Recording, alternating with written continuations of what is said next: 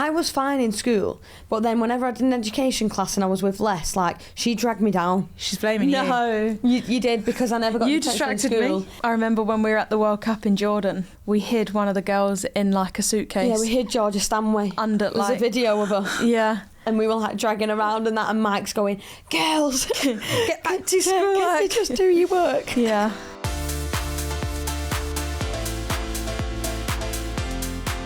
Hello and welcome to the Tooney Russo Show with me, Vic Hope. I am here with two of football's most famous friends, Alessia Russo and Ella Toone. Woo! Woo! Sorry, that was a really aggressive woo. Just a finger. Yeah. Like that one. Woo! This is the pod where you get to be a part of the conversation with Ella and Les and find out all the ingredients of a friendship that is over 10 years old. As always, the girls have promised that nothing is off limits. Nothing is off the table. So let's get into Let's it. go. Hey, on the Tooney and Russo Show. Hello again. Hello. Oh yeah, if you're not watching on YouTube and you're just listening, the finger sounds like a euphemism. It wasn't. I don't know why. Do you ever find yourselves in a situation where you're not sure what to do with your face, body, or do voice? something dead mad. Yes. I remember when you scored and you did like 5 different celebrations. Yeah, I scored and I did all sorts. I was like, hands went up, hands went out, I jumped, I did this, I did this. Just a little kiss on the wrist. Yeah, doing I'm all going to sorts. start doing that in social situations when I'm just unsure of myself. Just I've had, you know, when you're not sure if it's supposed to be a hug, a kiss on the cheek, a handshake, I hate and you've that. gone in and they've gone in for a different Yeah. one. Awkward. It's Yeah. so awkward. I feel like even the first time we met, I was like, do I hug? I'm not sure. I'm not sure Yeah. if it's right. Are we there yet? But I've had before where I've gone in for a hug and a kiss and a handshake. It's all been at the same time and end up giving my hand for them to kiss. Like it's Victorian times. You may kiss my hand. Oh, I do hate that when you go like that and they've gone like that, and then you swap and they swap. Yeah. Like, oh, you just want the floor to swallow you up. Yeah, and I hate a hug and they're going in for a handshake. And Oh, God. yeah, it's not So awkward. Well, we have been discussing friendships, the best way to start them, like our own, and the way that your friendship has developed over the years. We're taking it right back to the beginning now. This episode is all about how you were at school, because your school days, they pave the way for the rest of your life, don't they? They were the best days. Were they for you? Yeah, definitely. And when you leave, like when you was in school, you was like, oh, I can't wait until we finished. And then as soon as I left, I was like, I miss it so much. I miss seeing my friends every day. Maybe not the actual schoolwork, but I missed everything else about it. It's funny, isn't it? You literally count down the days. I could not wait to leave. I was so ready. And I look back with these rose-tinted spectacles on that time of my life. I loved it. Yeah. Yeah, I loved it too. Were you quite good at school? I was actually really good at school. Really? Like, I was so scared of being told off. I think that's just the way mum and dad brought me up, but I'd never had a detention in school. In like high school, never had a detention. I don't know if it's because the teachers loved me or what, or I was actually just really good, but yeah, I was pretty good in school. I don't mean to offend. I didn't expect that. I from wasn't. me, No, did you? no. Everyone I'm thinks surprised. I'm like really naughty in that, but I'm actually really good. And I'm just cheeky. That's nice though, because I feel like there's a confidence in cheekiness that doesn't mean naughtiness at all. When kids are allowed to like be themselves, and not a single detention. No. I'm really impressed. Yeah, it's good going, that, isn't it? Yeah.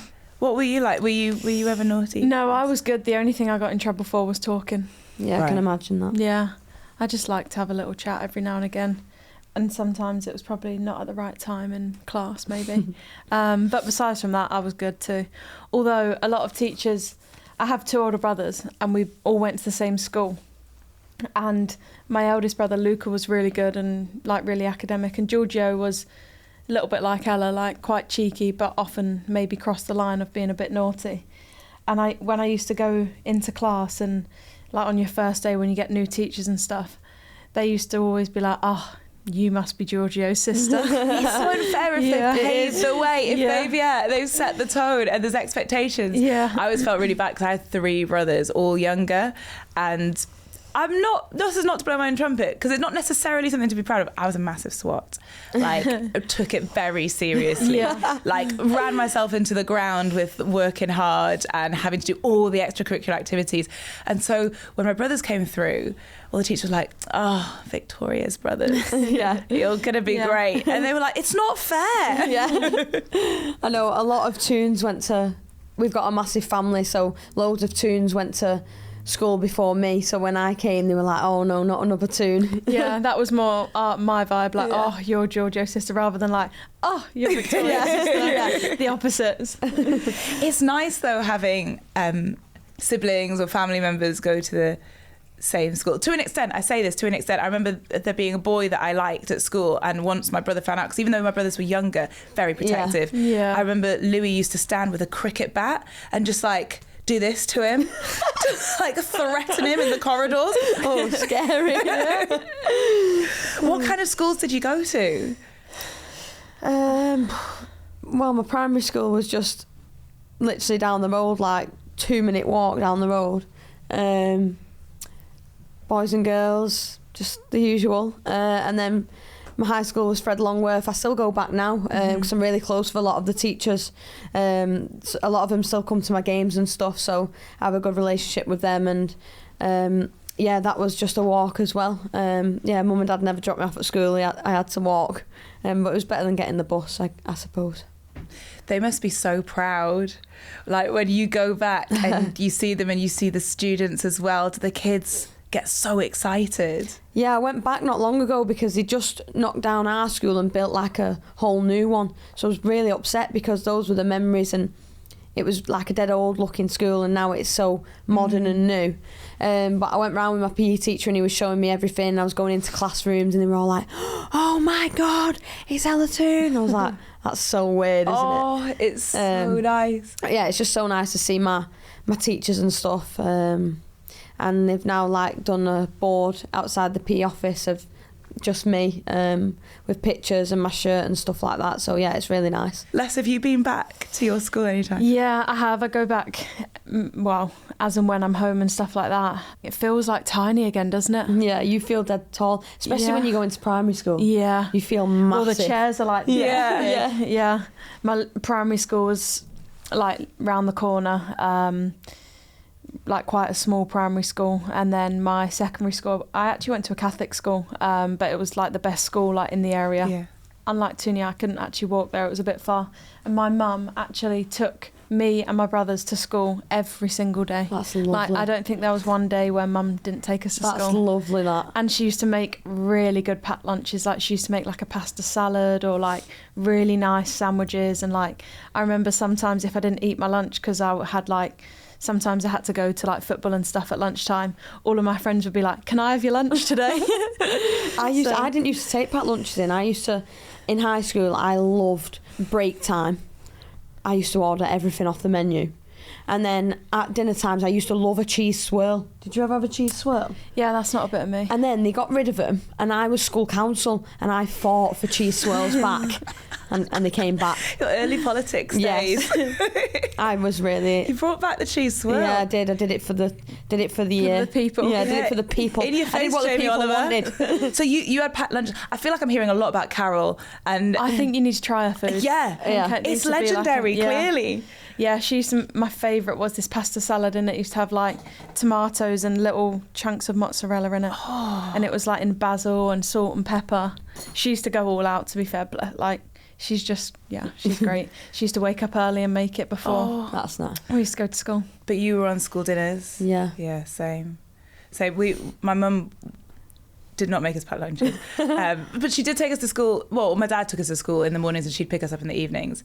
And I say evening because it was well after 6 o'clock and everyone else in the whole school had gone. What did you used to do till 6 o'clock? We would wait on the wall outside. Oh, that is a long time. We'd do like the after school club, and then we'd just wait. My mum was working hard. She was working hard. Right. She was.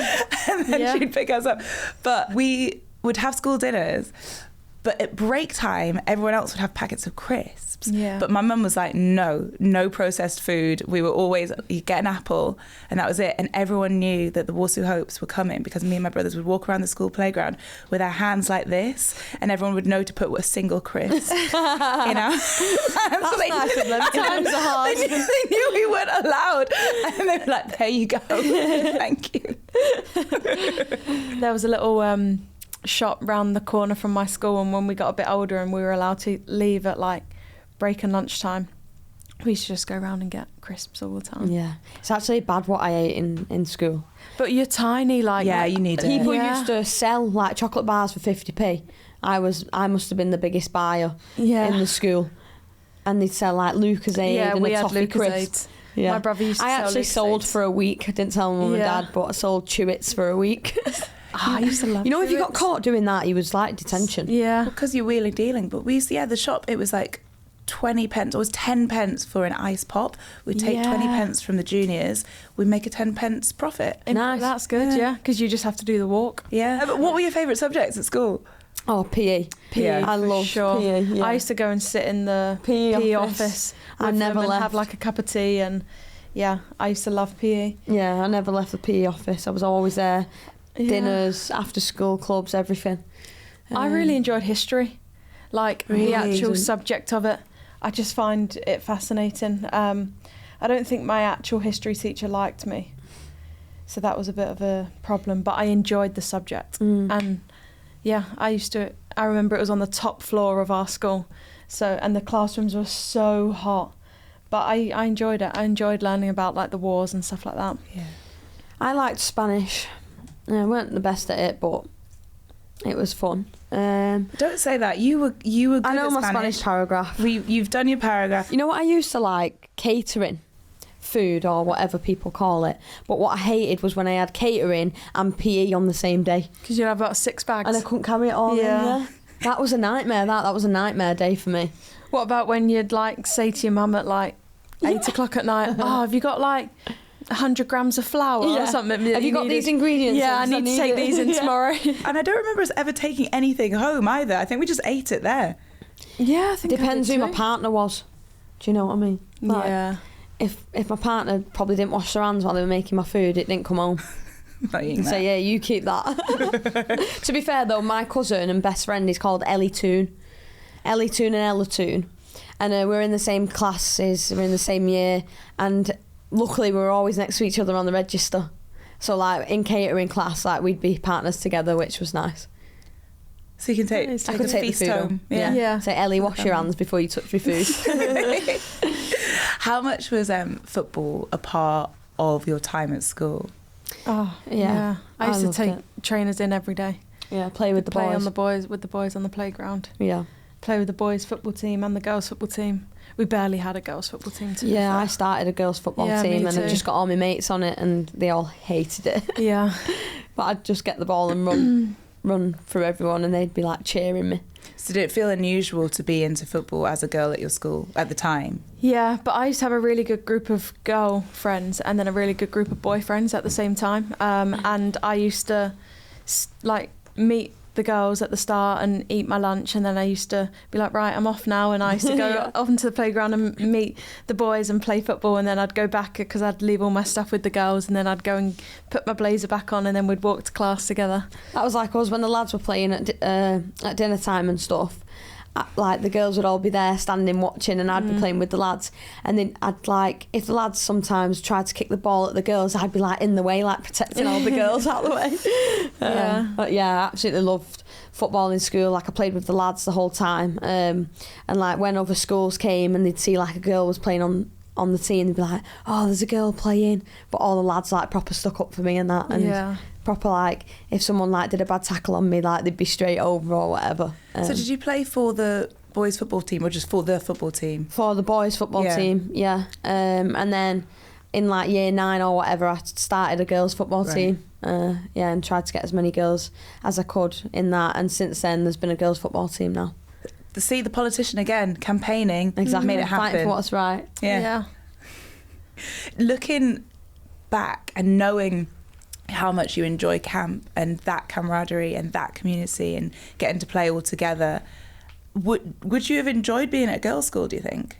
Or would you not have had that opportunity that you had from being with the boys? I think I'd always, I grew up with two brothers. I used to play with their teams when I was a kid. I was in and around boys football ever since I was young, that I think if I went to an all-girls school, probably would have missed that camaraderie and definitely playing and with the boys. Fire was almost ignited because they were there. Yeah, and you always feel like you have to prove yourself with the boys. Yeah. So you always feel inferior a little bit until you've proved yourself. And yeah, same as Tooney, when I used to play on the boys' team and we used to go and play another boys' team.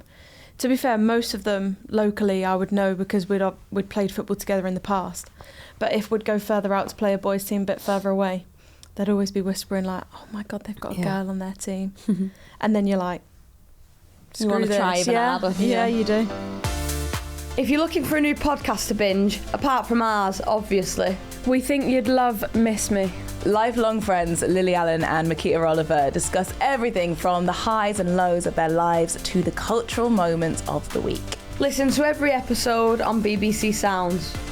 What was it like juggling school and the beginnings of your footballing career? Because that's a lot of work for a kid outside of school. Yeah, it was hard. Yeah, it was hard. I remember going straight from school to training and having to do some homework in the car and stuff like that, and getting changed in the car. It was difficult. And when we used to go away on England camps when we were younger, we'd be away for 10 days, so you used to have to take loads of schoolwork away with you, and we'd have an hour or two a day on camp doing our schoolwork there. So when you'd got back, you did miss a lot of schoolwork, then you had to catch up with it all. So yeah, it was difficult. What sort of age was that at? Between 13 and 16. But then there was one camp that we had as well, which was in Belarus, and we had to take some of our GCSEs out in the office. What was it called? I know what you mean. What's the embassy? Embassy, yeah, the embassy in Belarus. We had to take 2 or 3 GCSE exams at the British embassy in Belarus. I took science, I think. I think I took maths. Yeah. And we had a education officer on. Shout out to Mike. He was he our loves favourite. me and Les. We've got a his group favourite. chat. Yeah. Still now? Yeah, we oh my God, amazing. We see him and speak to him a lot, don't we? I actually think I need to text him because he's from Liverpool and I'm playing Everton at the weekend, so hopefully he'll come up for that game. But me and Tooney were definitely his favourites. And we was his favourites, but we caused the most trouble, didn't we? I was fine in school, but then whenever I did an education class and I was with Les, she dragged me down. She's blaming you. No, you did, because I never got you attention distracted in school, me. And yet Mike kept me and you behind after every session. I think he just liked hanging out with us. Yeah, true. But we did talk a lot, and there was times where you'd be like, Ella, go and crawl under the table. Oh, come on. And I'd do it. She'd make me do things I didn't want to do. I remember when we were at the World Cup in Jordan, we must have been about 15, 16, and we hid one of the girls in a suitcase. Yeah, we hid Georgia Stanway. Under There's a video of her. Yeah. And we were dragging around and that, and Mike's going, girls, get back to school, just do your work. Yeah. So was Mike bringing your actual GCSE papers with him to Belarus? I don't think he brought them over. I think they got sent over to the embassy. Because they're under lock and key. Yeah. No one can get hold of them. Yeah, it was serious. It was serious, yeah. We had to do loads of revision and stuff. And every time I was away on camp, I'd hardly really do anything. Yeah. I'd just copy out of a textbook and highlight it and make it look dead pretty. Really, nothing was going in my head. But yeah, I took science with Ellie Roebuck, I remember. Georgia Stanway used to have the neatest revision book on camp I've ever seen in my life. It's the biggest thing though. Yeah, but she failed. Yeah, it was the nicest revision book ever, but it was literally just copying it and making it. It was so neat, yeah. Yeah, it was so neat. And if she'd do a little scribble, she'd rip it all out and start again, perfectionist. Whereas me and Les were messing about. How did your GCSEs go? I did all right, to be fair. Yeah. I think academically I weren't the best, but I had to really try dead hard, and I think if I would have revised a lot more I'd have done better. But I think I got 1 A, 6 B's, 2 C's, so didn't do too bad. Yeah, I was very average throughout. I can't remember what I got in my actual results, but same as Tooney, I had to study, and if I didn't, then I felt it. Yeah. By the time you were doing your GCSEs, did you feel like they mattered? Because at this point, presumably, you know that football is what you're going to do. I don't think we did. I think Did you know? like the pressure of GCSEs and exams was like, this is the be all and end all of life. Like, but I also knew that I wanted to be a footballer, but it wasn't like a thing. Like people that were footballers when we were that age had other jobs. So I think school was always really important, and that's another reason why I went to America. Although I am yet to finish my degree, but I've only got 2 classes 3 left. years later. We're in the process of it. But yeah, I think it was education had to always be a priority for us. Yeah, and my mum definitely drilled that in. She was like, it's a non-negotiable, Ella. Yeah, my you got to dad was go like to that. school. It can be a place with loads of pressure. All you want is to fit in. Did you feel like you ever struggled with that? Did you ever feel pressure at school? No, I don't think I ever did. Like, I was just who I wanted to be, and from really young I was a proper tomboy. Like, I had loads of boy mates. Like, I just wanted to be with the boys, just wanted to be playing football, and I earned that respect from the boys like quite early on, that she's a girl but she can play football. Even though my mum wanted to put me in dresses, I was wearing a football kit. Like, she used to try and brush my hair, I won't let her. And I think she was just like, right, she just leave her to it. She wants to do that. She wants to play football. She wants to be with the lads. And yeah, I think just because I had that from them, I just went on and did whatever I wanted to. Were you aware of pressure or trying to fit in? Yeah, I mean, I think that when I was a lot younger, I felt like I had to be a tomboy to fit in with the boys. Like there was times where I'd wear boys' shorts to school. Like, I used to really want to make sure that I was always allowed to play football. But at the same time, I'd always been really girly, but I just felt like I needed to kind of act like a boy to be able to play football. But as I got older and I went to my first girls' team, which was Charlton at the time, when I was about 12, maybe a little bit younger than that actually, I saw that these girls could be girly and still play football, and I was like, yes, this is what I've been waiting for. So literally, like, within a week of me joining that team, I said to Mum, can I go and get my ears pierced? And Mum was like, yes, of course you can. So she took me to get my ears pierced, and then from then on I used to love having my hair done. I used to love going to get my nails painted. I realised that I could still be really girly and play football at the same time. And when I was really younger, I didn't really understand that. I thought football was only for boys, but I still wanted to play. So yeah, once I grew up a bit, I was back in my dresses. I didn't snap out of my tomboy era for a while.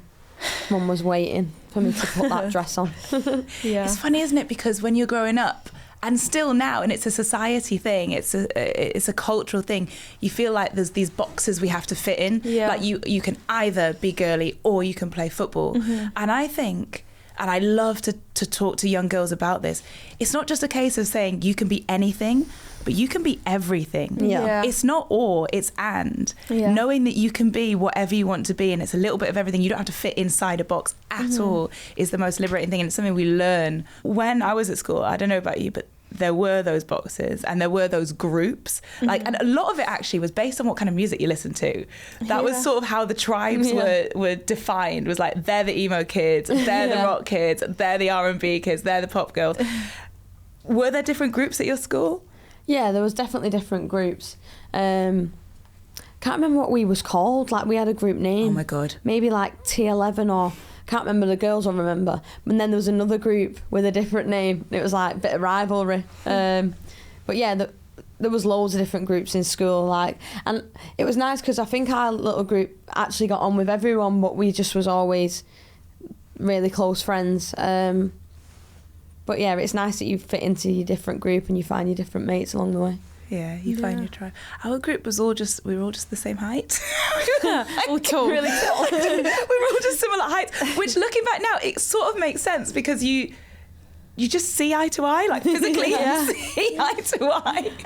But the groups at my school, everyone was sort of there was like, this is really bad. There was a group of boys who were called, and they called themselves the Hobbits, because they were all quite small. And they had one tall friend, and he was Gandalf. Don't put that in, he was not very fair.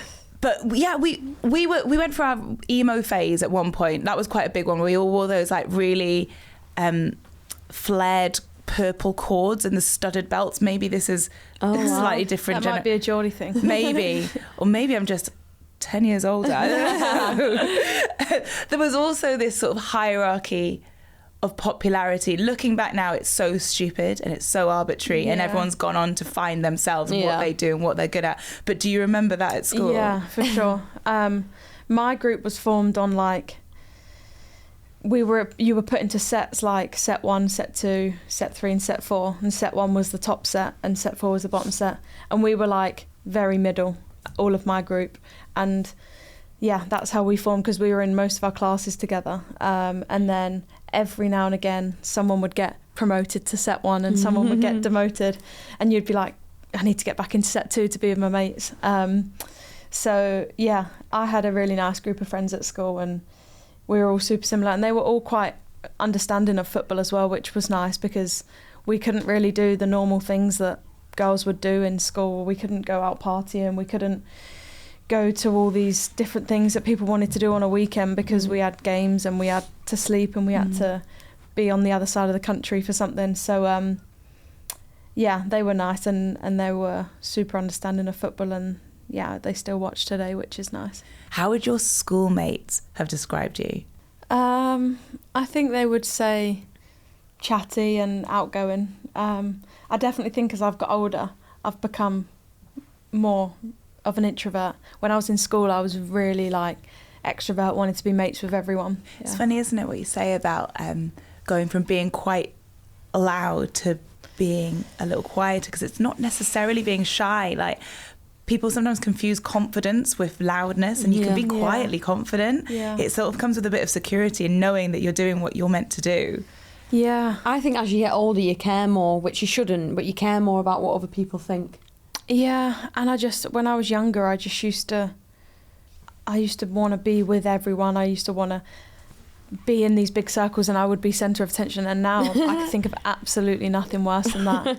I'm happy like to have my chats in the morning, then go home and be on my own and chill out. And yeah, it's weird how you change over time. We used to do the personality things on camp. Like, you used to have to fill in like a big questionnaire, and it would give you like your colour.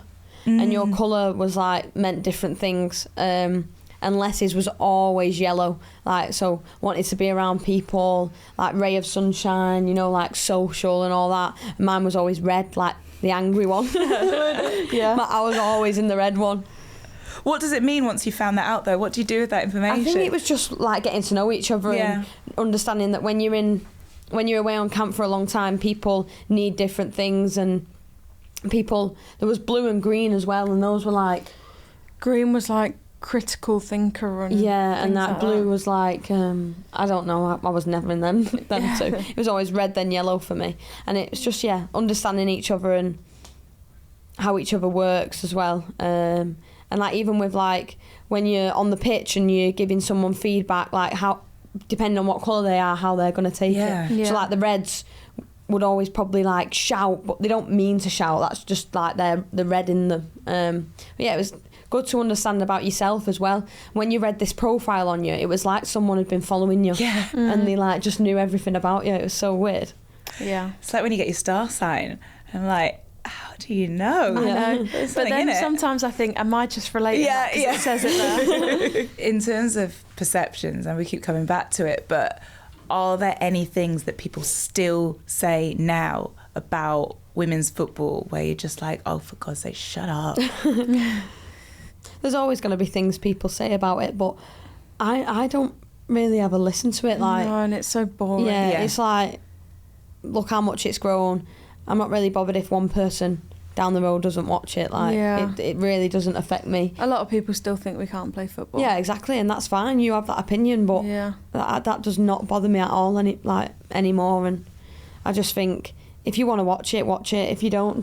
Like, it is what it is. Like, Exactly. Don't force it upon someone. If you don't want to watch it, don't bother. People love telling you that they don't watch a thing. People always come to me and go, I don't personally listen to your radio show, but I'm like, okay. Yeah, you didn't need to tell me that. All right. What do you want me to do with that information? I'm not. Gutted. You don't listen. I'm not sitting at the microphone going, I really wonder if Karen is listening right now, because I don't think I'll be able to perform without it. Yeah, people are odd, aren't they? We're almost coming to the end of our discussion about school. Just quickly, non-uniform days, because you mentioned you wore a blazer, so it's a uniform school. I used to uniform love school. non-uniform Did you? days. Yeah. Why? I just used to love getting dressed up.